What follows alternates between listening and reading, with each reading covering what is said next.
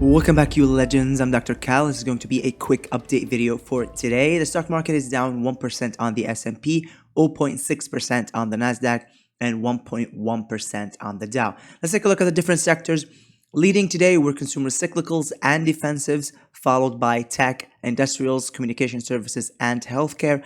The laggards for the day were real estate, energy, utilities, basic materials, and financials. So today is a bit of a mixed bag, but we're seeing cyclicals and technology leading for what looked like a risk-on move earlier in the day, and then we had that absolutely nasty, disgusting, ugly sell-off towards the end of the day. Just look at this massive dump in the last 5 minutes of trading.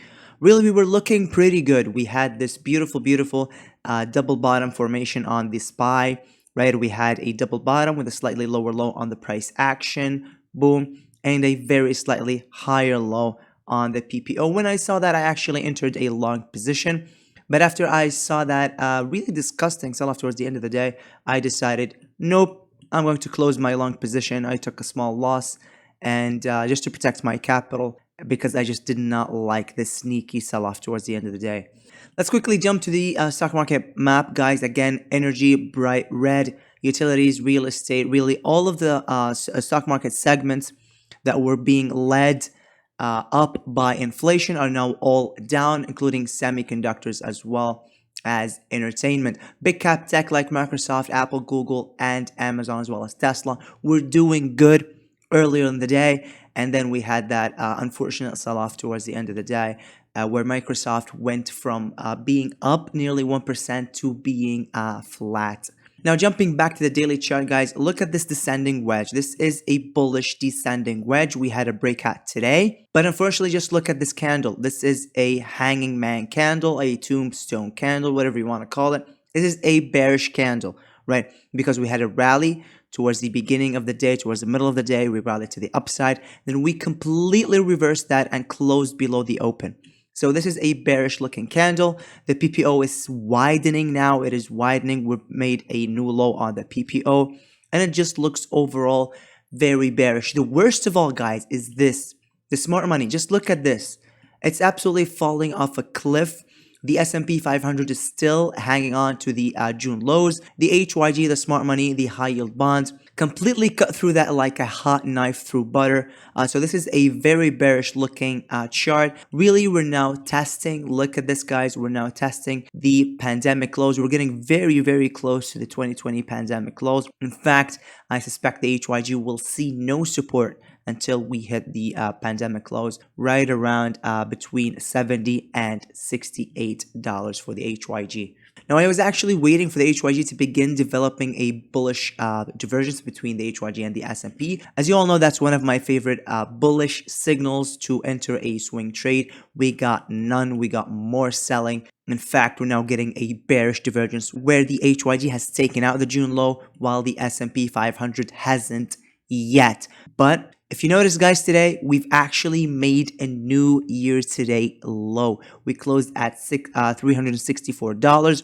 That's below the prior close in June. So officially, guys, today we've taken out the June low, and it just does not look good at all. I mean, just look at this absolutely insane sell-off. Very aggressive looking sell-off. And every time I've been trying to look for an entry to go long, it simply fails, right? It simply fails. I'm not seeing any sustainable counter trend rallies. All I'm seeing is selling into selling. Now, unfortunately, guys, if that's not bad enough, if a new low on the S&P is not bad enough, if a new low on the HYG for the year is not bad enough, look at this. This is the VIX. Remember what I said in the last video? I said that I'll be watching this chart like a hawk for a close above this descending resistance line. Very bad news, guys. We got that close today. This is very bad news. Now, year to date, guys, we've never seen a close above this resistance line.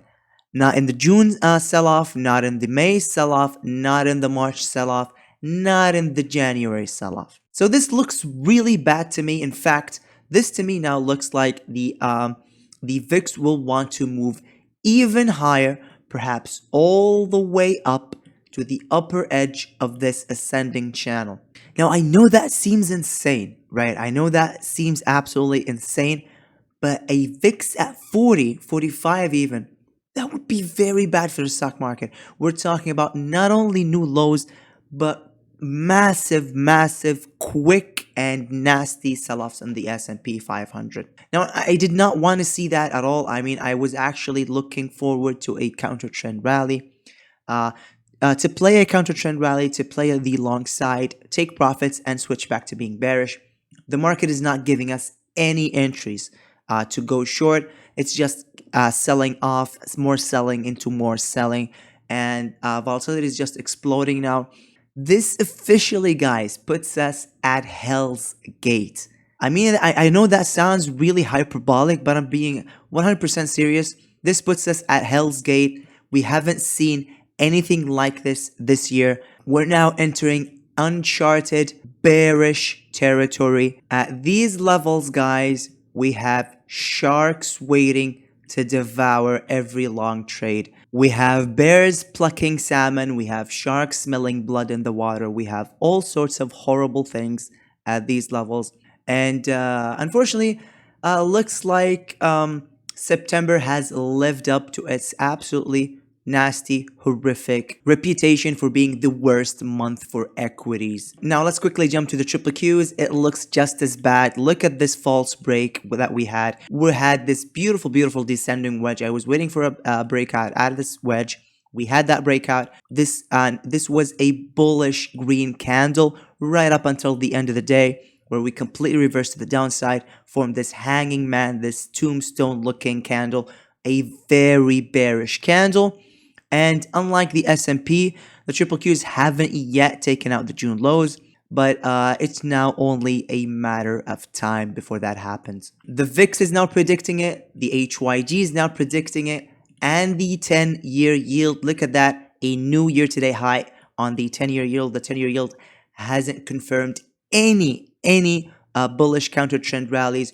We had this beautiful hanging man candle, this tombstone candle yesterday, which indicated that we could see a nice counter trend rally. But just look at today. We had this absolutely enormous bullish candle, full bodied. We closed at the high of the day. And on the 1 hour chart, guys, we do have some bearish divergences, right? We have a new high on the price action, and we haven't yet made a new high on the PPO.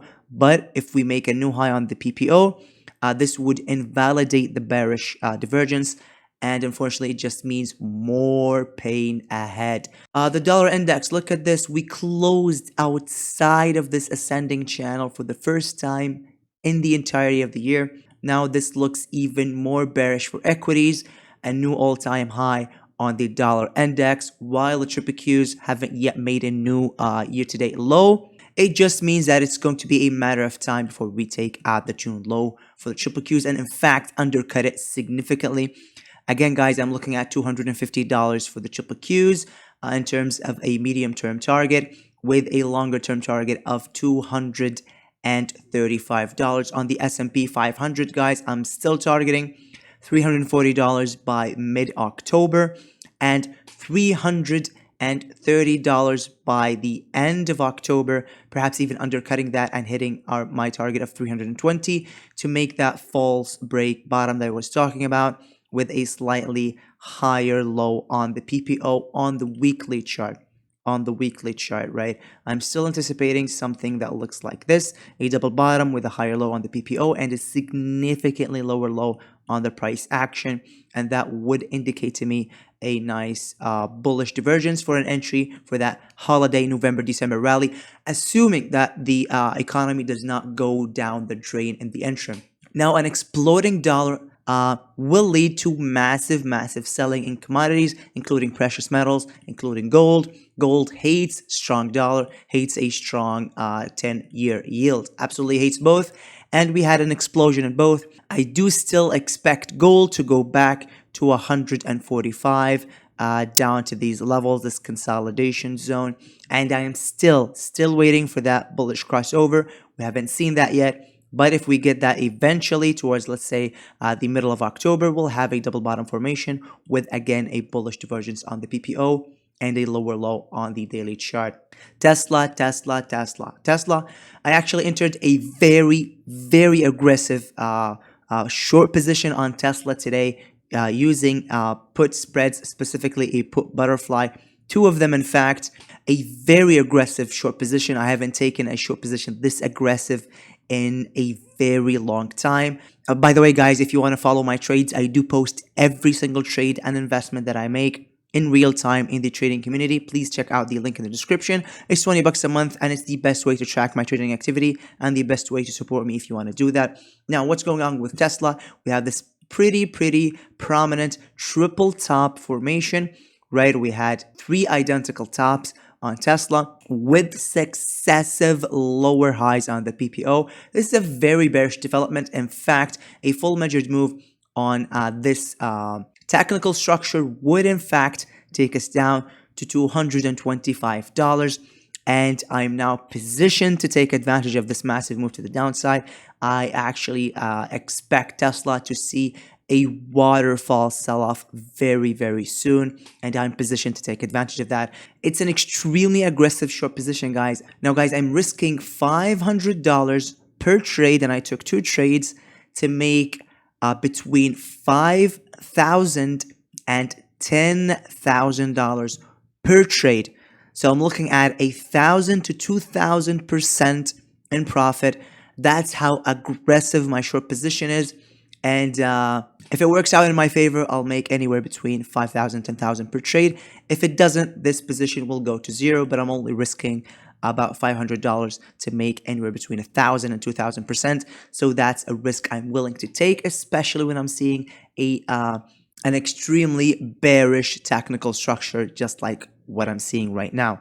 This is what the trading group looks like, everybody. Earlier today, actually, I did share a couple of very worrying developments that I did notice. First, I said I want to start seeing the smart money HYG, high yield bonds, beginning to form higher lows this week. As the SPY tests the June lows again, this would create a nice bullish divergence. And then I talked about the VIX. This chart is making me extremely nervous. We're on the very edge of the abyss here. A crack and a close above 33 on the VIX would open hell's gate. Now, I do share my trades, my exact entry and exits in real time in the My Trades channel. I also share exclusive member-only videos. I share my investment ideas, my weekly watch list, also trading resources, including research, data points, as well as educational material for beginners, intermediates, and advanced traders. There are a lot more rooms that you don't see here below where members can share trade ideas, engage in discussions, share news articles, investment ideas, entries and exits, and all sorts of really lively and productive discussions. There's also a dedicated channel on the server for questions where I answer everybody's questions no matter what. Again, guys, if you are interested, it's $20 a month and it's the best way to support me. If you want to do that, check out the link in the description below to sign up. Now let's go back to the Tesla chart. I want to show you something fascinating. Now look at this chart.